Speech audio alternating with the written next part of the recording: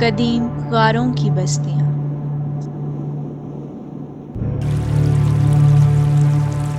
نیلا اور بہتا ہوا شفاف پانی۔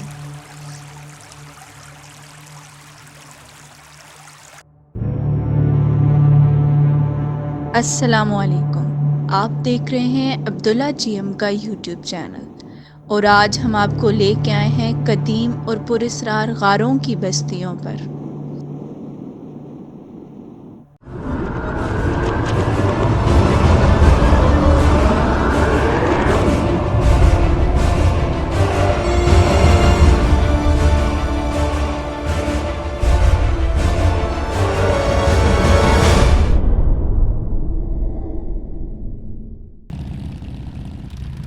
کراچی سے تقریباً 200 کلومیٹر دور اور پیر اتل سے بیلا تک 20 کلومیٹر کا فاصلہ طے کریں۔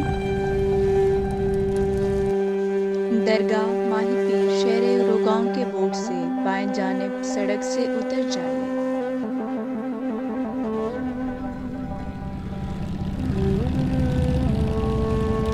8 کلومیٹر کا یہ راستہ کچھ آف روڈ ہے اور پتھریلا بھی۔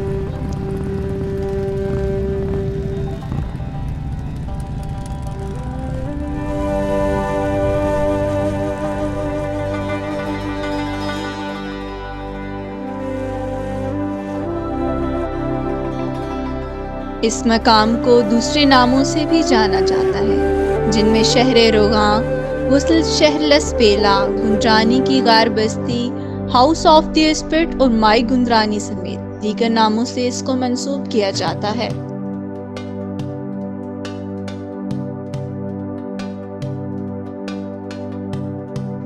پہلا خیال یہ کیا جاتا ہے کہ یہ بدھ مت کے ماننے والوں کی ایک بستی تھی جو تقریباً 7ویں صدی میں یہاں آباد ہوئے، لیکن ابھی تک یہاں بدھ مت کے ماننے والوں کے کوئی بھی آثار دریافت نہیں ہوئے۔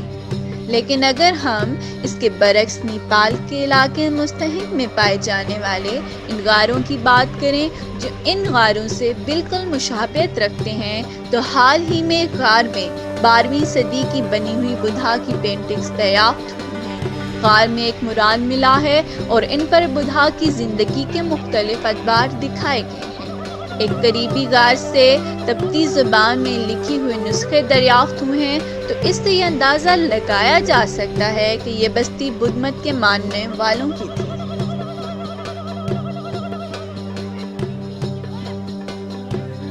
مگر ٹھہریے، کہانی یہیں ختم نہیں ہوتی، بلکہ کہانی یہاں سے شروع ہوتی ہے۔ وہ کچھ یوں ہے کہ مقامی لوگ ان غاروں کو انسانی ہاتھ کا شاہکار ہی نہیں مانتے۔ ان کے نزدیک یہ سارے غار جنات نے بنائے ہیں اور ان غاروں میں جنات اور پریاں رہتی تھی۔ مقامی لوگوں کا یہ بھی ماننا ہے کہ مائی گندرانی نامی ایک عورت نے ان جنات کا مقابلہ کر کے اس جگہ کو جنات سے پاک کیا تھا، اور وہ اب بھی اس جگہ کی جنات سے حفاظت کرتی رہتی ہے۔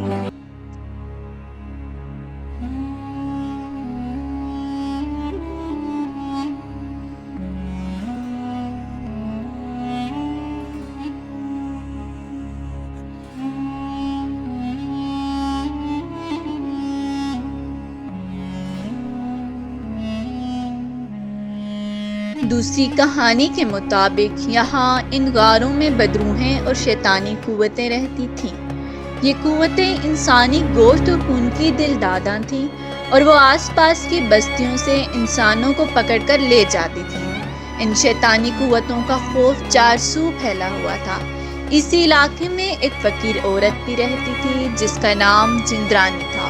اس نے جب یہ ظلم دیکھا تو اس نے ان بدروحوں اور شیطانی قوتوں سے جنگ کرنے کا فیصلہ کیا۔ اس جنگ میں اس اللالوب عورت نے انسانی گوشت کھانے والی تمام شیطانی قوتوں کو ختم کیا اور آخر میں خود بھی دنیا چھوڑ گئی۔ اسی مناسبت سے اس مقام کو مائی جندرانی یا مائی پیر بھی کہا جاتا ہے۔ مقامی لوگ ان مائی صاحبہ کی عقیدت مند ہیں اور ان کی قبر پر منتیں بھی مانتے ہیں۔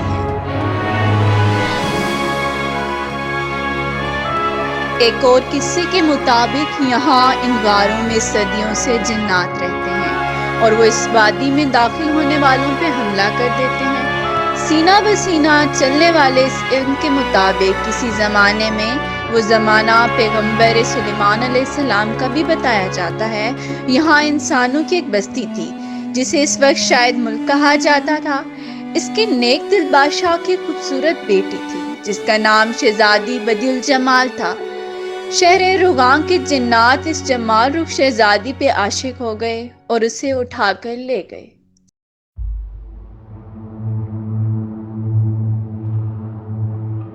شہزادی کی واپسی کے لیے بے شمار مہمات ہوئیں جس میں کئی شہزادے بھی آئے لیکن سب نامراد ٹھہرے اور کئی مارے گئے۔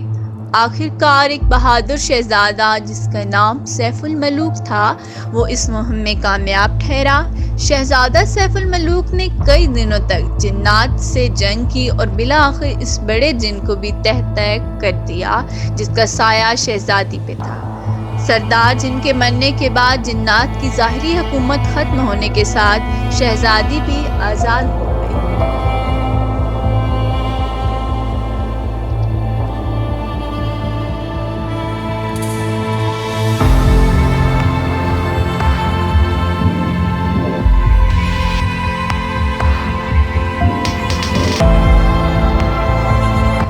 یہ غار اب مکمل طور پر یتیم پڑی ہے۔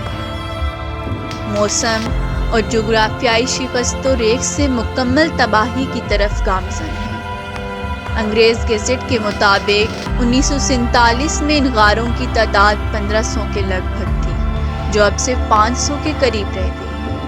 کوئی باقاعدہ رستہ نہیں ہے اس کی آرکیالوجیکل مقام تک پہنچنے کا۔ مقامی طور پر کسی بھی قسم کی کوئی سہولت یا اس کے بارے میں تحریری معلومات کا کتابچہ ناپید ہے۔